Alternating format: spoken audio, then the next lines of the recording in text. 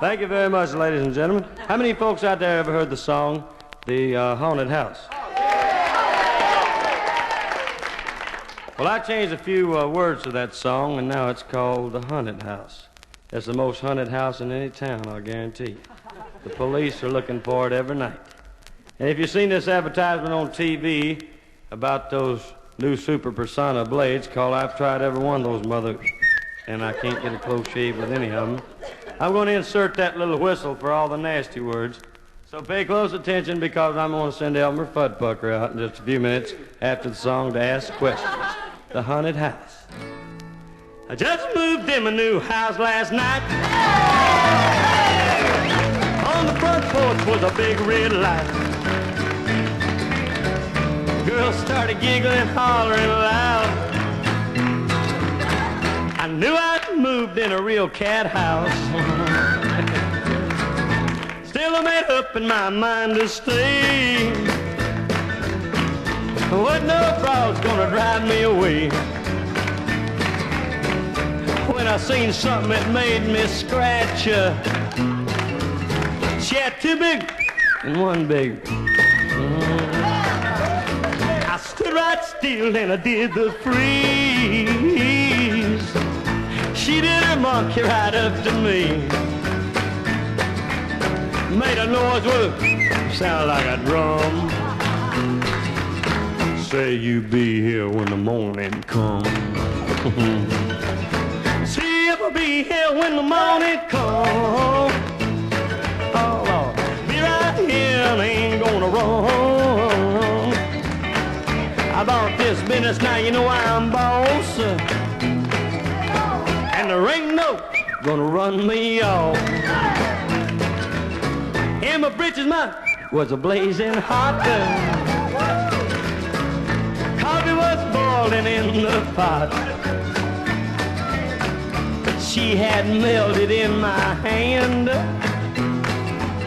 She had a hunk of raw meat in her hand. From outer space there said a man on the hot stove with a pots and a pan. Say she's hot, I began to shout. She drank the hot right from the spout. She ate the raw meat right from my hand. Ate the hot grease from a frying pan. Looked at me, said, you better run and pay your bill when the morning comes. See if I pay my bill when the morning comes. I'll pay my bill and I ain't gonna run. Yeah, I bought this business, now you know I'm boss. And there ain't no gonna run me off.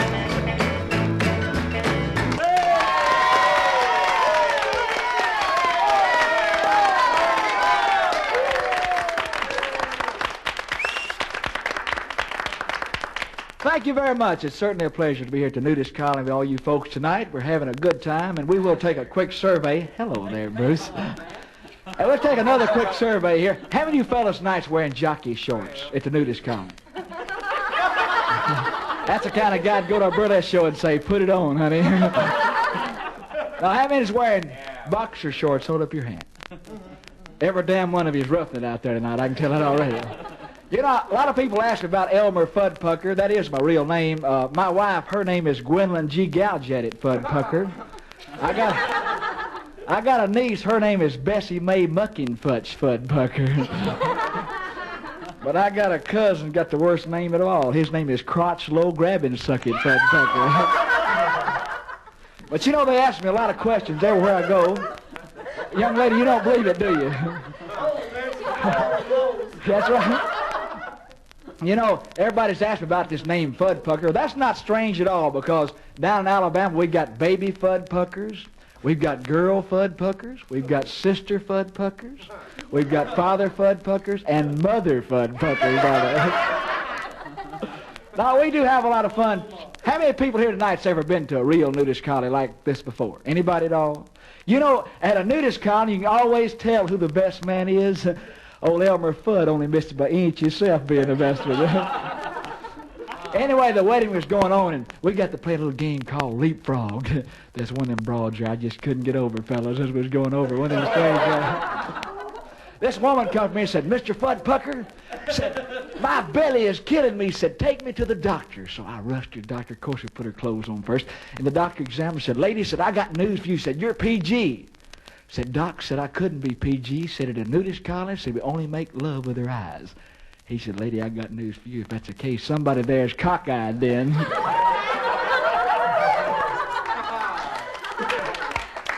Thank you. You know, have we got anybody with us tonight from Florida? We got a few of you. We've been working down at Cocoa Beach. I met this girl on the beach down there. Her toes was real wide apart. I said, honey, what's your toes doing so wide apart? She said, from walking in the sand. I took up the motel and started loving her. I said, hell, you've been sitting in it too, big girl.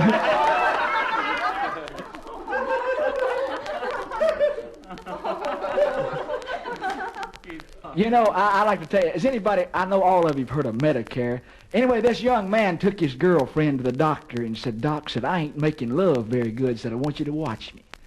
So he laid her on the table. Friends, he wore one on her she couldn't rub off. One of them good kind.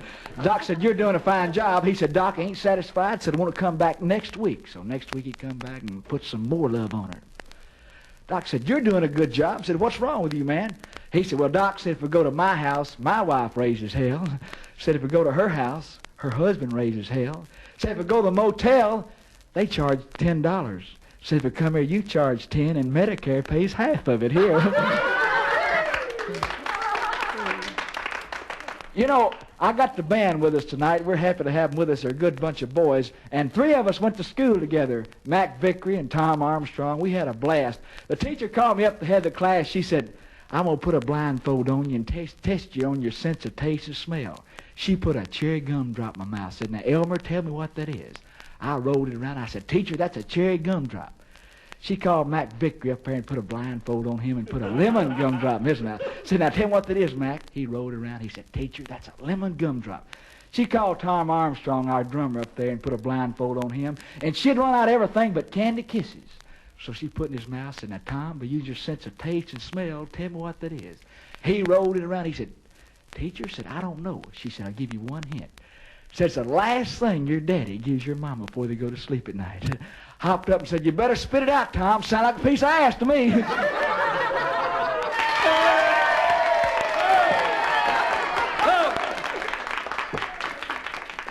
Thank you very much. We'd like to do a little tune here for you right now. It's a little Spanish piece, and we kind of like those every once in a while. It's called My Girlfriend Lives Over the Border, but last night she came across.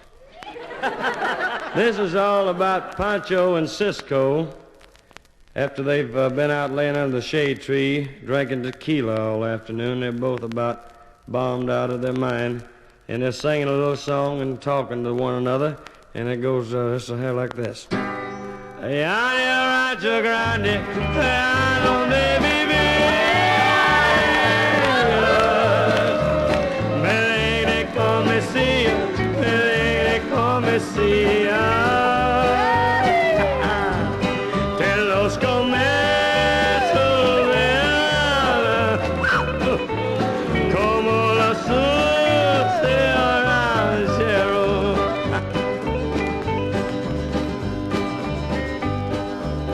Pancho. She. Pancho, I want to tell you about my girlfriend, Pepita. She. We were walking down by the beach last night. I said, look, Pepita, your pants are coming down. She says, no, Cisco, they're not. I said, look, Pepita, I made up my mind.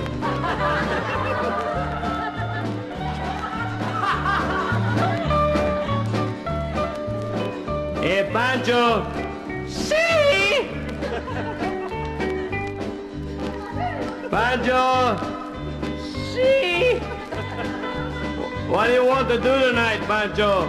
Oh, I don't know. What do you want to do tonight? Let's go get some girls. Cisco, I got more I can take care of at home. Good, we'll go to your house. Hey, Pancho. See? Ah, damn, Pancho. You sure got a loud C. See? Look, Pancho. The church, she's on fire. Holy smoke!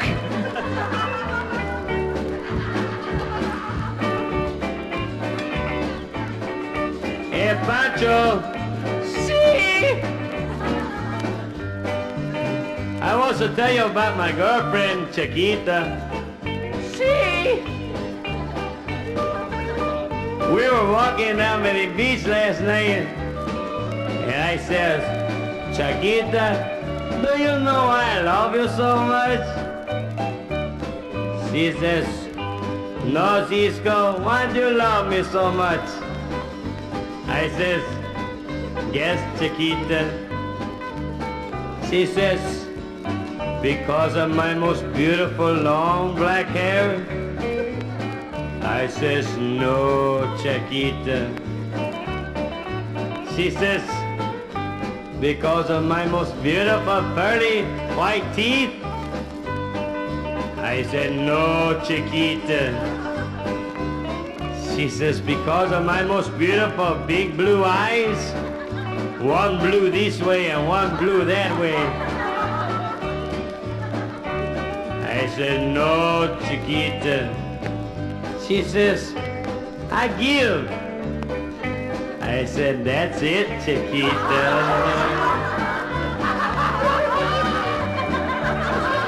Hey, Pancho. See?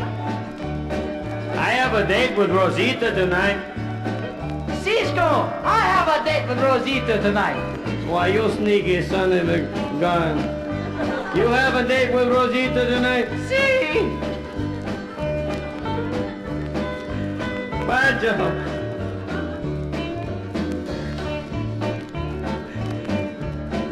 You have a date with Rosita? See? And I have a date with Rosita.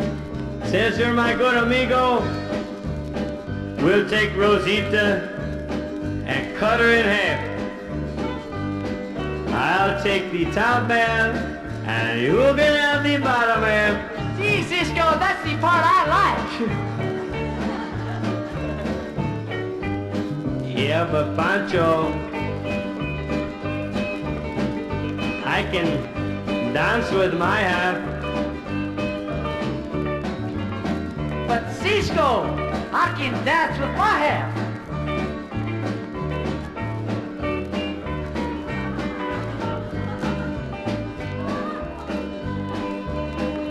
Yes, but Pancho, I can squeeze my half. But Cisco, I can squeeze my half. I believe you would too, Pancho.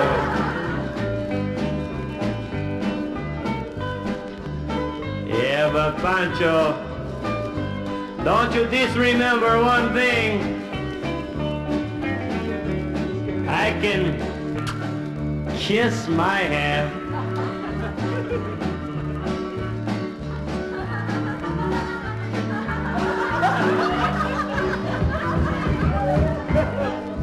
Pancho, I can kiss my half. Cisco, you can kiss my half too, big boy. Allá en el rancho grande, allá donde vivía,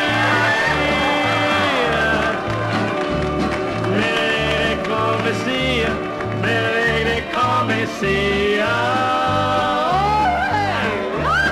que los camellos eran como los sus rancheros.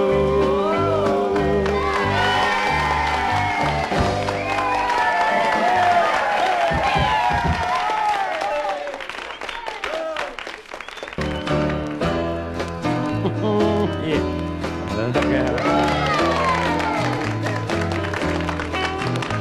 Every morning at the beauty salon, you could see him arrive.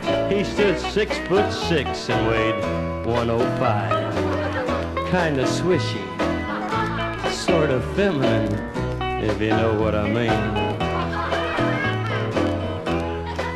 When he first came to town, some say he was shy, and if he spoke at all, he just said hi. Big Bruce, Big Bruce, Big Bad Bruce. Oh, lover lips. Yeah.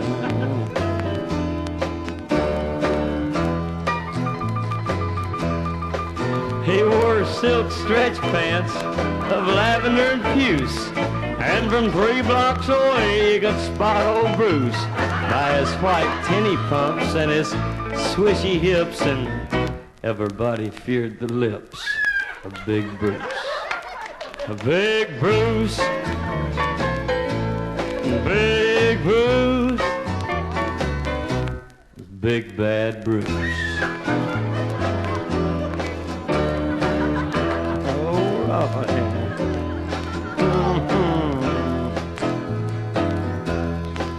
Now some say he came from New Orleans, where he headed a group called the Cajun Queens. Others said it was Hollywood or Beverly Hills, where Bruce got into trouble for passing $3 bills. A Big Bruce, a Big Bruce, Big Bad Bruce.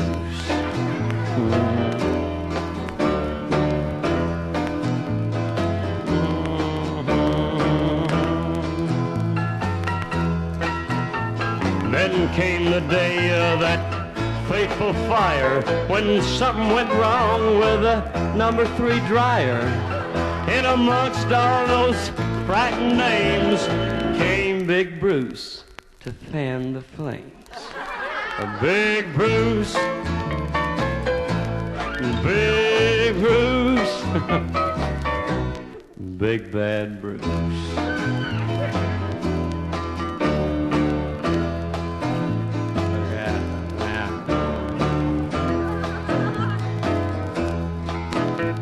As the smoke and the flame and the panic grew worse, someone heard Bruce say, "I forgot my purse." He rushed past the fireman and said in a shout, "I'll be right back out, fellas." But he never came out. Big Bruce, Big Bruce, Big Bad Bruce. Yeah.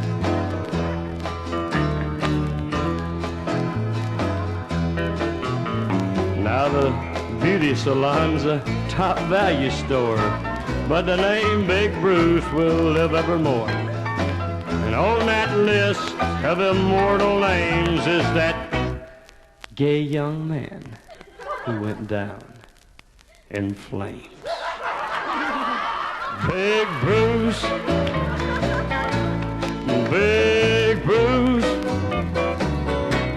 Big Bad Bruce.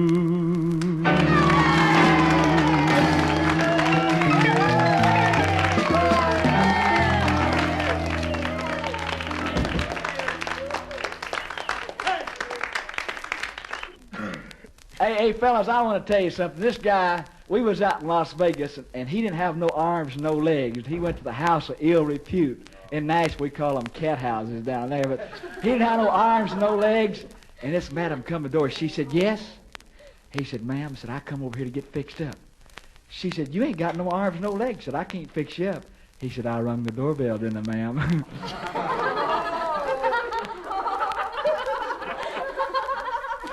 We've been over in Africa working some shows over there. That woman knows what I'm talking about right there. We've been over in Africa. All of you are familiar. Over in Africa, you got these big old chiefs that carries these spears, you know.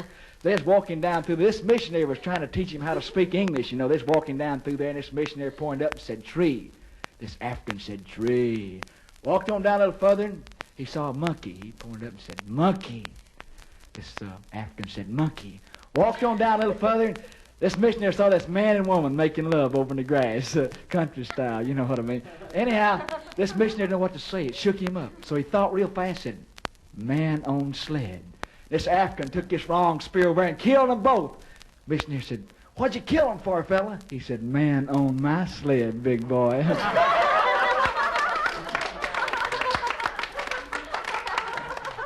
This young lady, she was about 70 years old. Her old man had lost all his urge for sex, so she went, that's sex, is fine stuff. Anyway, she went to the doctor and said, Doc, said, my husband said he don't get on with it no more. Said, I want some of them new pills that really make them make love. He said, lady, said, I got a pill that's experimental, said, but don't give your husband but one of them. But you know a cotton-picking woman, she give him two. So they was eating dinner that night, and all of a sudden the urge hit him. He raked all the silverware and all the china over in the floor, man, and made love to her friends right there on the table. I mean, one of them mean kind of lovings, where you kiss them and steal a chewing gum, they don't even miss it. That's really loving, I'll tell you. And the doctor, she called him the next day, said, Doc, said, that pill's fine. Said, you can put it on the market. Said, it's a wonderful pill. But said, you know, Doc, said, last night was eating dinner, and said, he broke all the china, he raked it out on the floor, and made love to me right on the table. The doctor said, well, said, I'll pay for all the china. Said, I apologize. She said, never mind, Doc. Said, we won't be eating at Howard Johnson's anymore.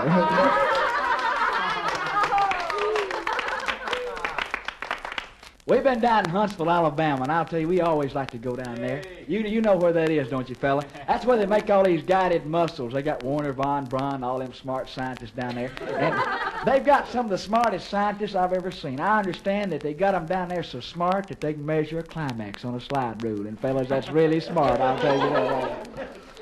In fact, we was in Huntsville, Alabama, and this little man went up to the druggist, said, Mr. Druggist, said, I want one of them things come 3 in a pack.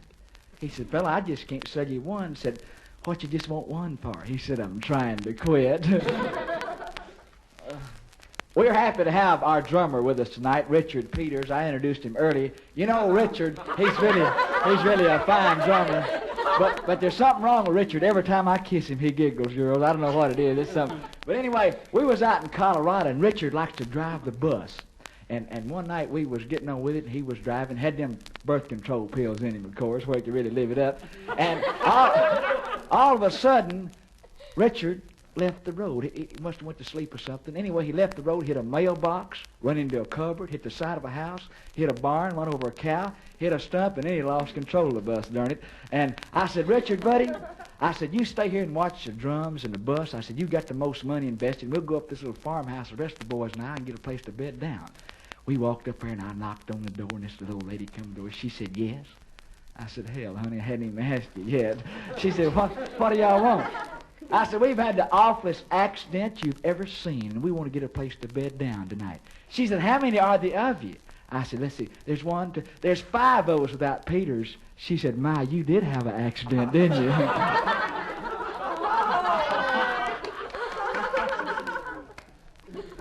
You know, we do have a lot of fun, and everywhere we go, we meet some of the sharpest chicks you have ever seen, and most of them are real great lovers. But I want to tell you something. Coming tonight, our car broke down on this particular show, and I was hitchhiking. This trucker picked me up, you know, and he was the dullest truck driver I've ever seen. He just sat there and drove, and I said, well, man, let's play a little game. What do you want to do? I thought he was one of them kind of swishy type of guys at first, you know.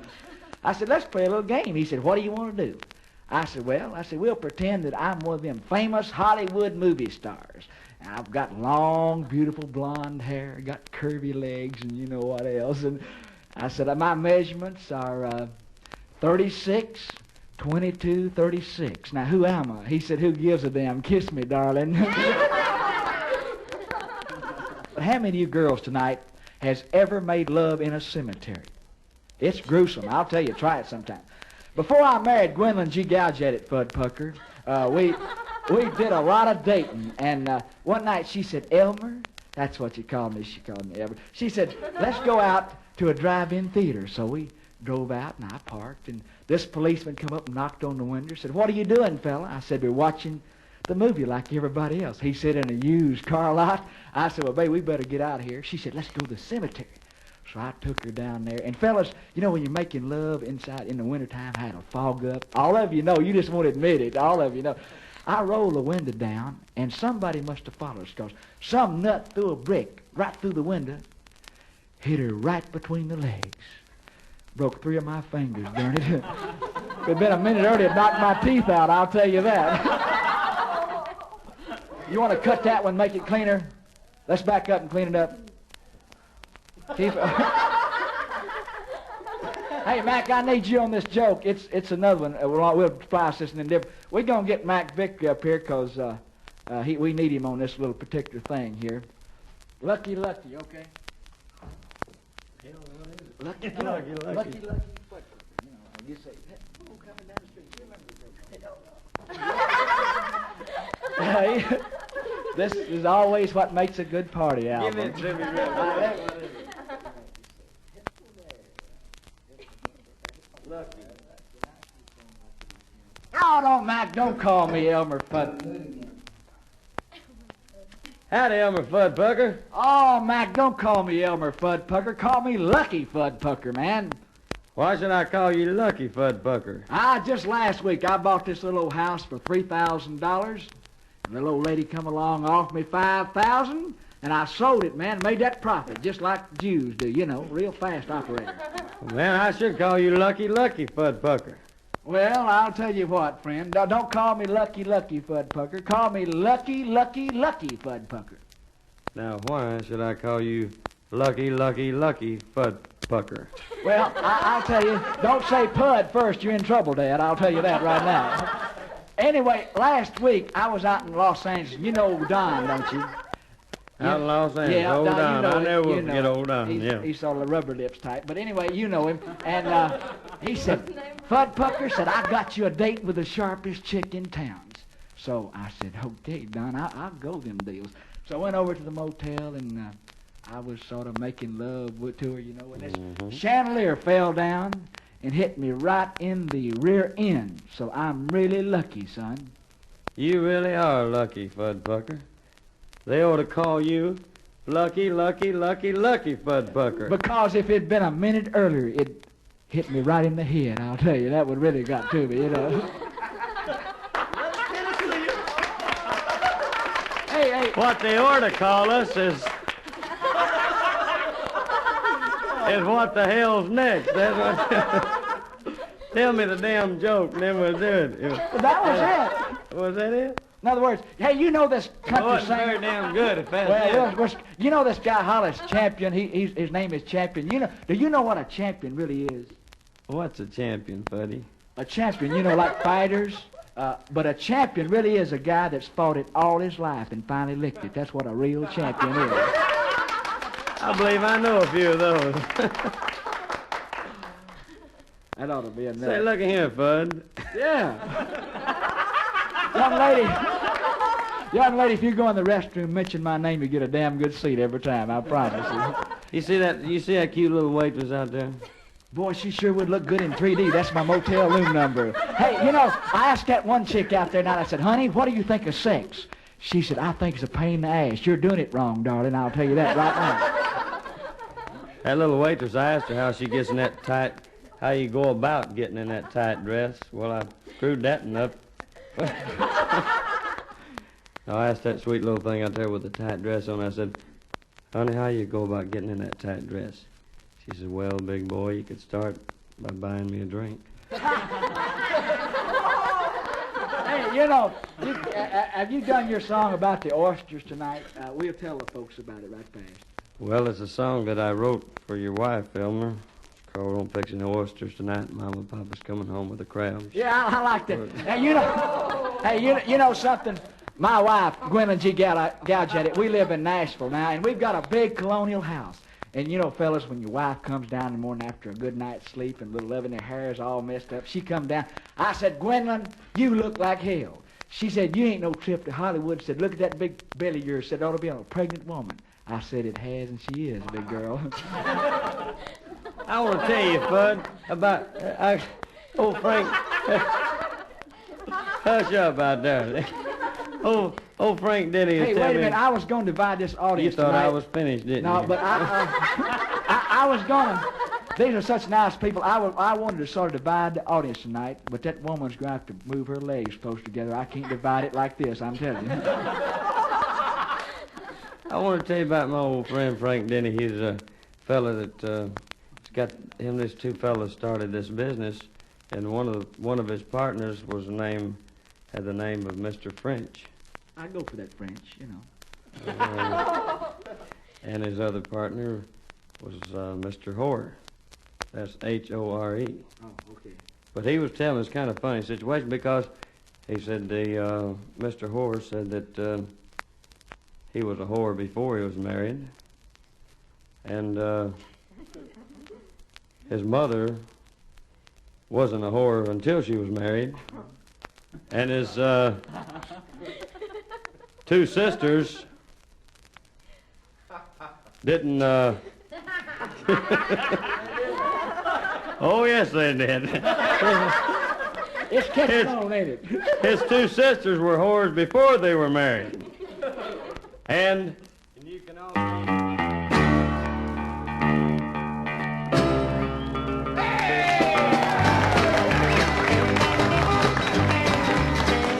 Baltimore, Baltimore, when you go to Baltimore, there's a swinging little club they call Stabile, where the country pickers gather round and they play those country sounds, and those Baltimore cuties fill the floor. There'll be folks from West Virginia, they'll be smiling and so friendly. You'll meet folks from Alabama saying howdy, how you am. There'll be folks from everywhere, they'll be dancing away their cares. And Baltimore, Baltimore, when you go to Baltimore, there's a swinging little club they call the Bills, where the country pickers gather round and they pick those country sounds, and those Baltimore cuties fill the floor.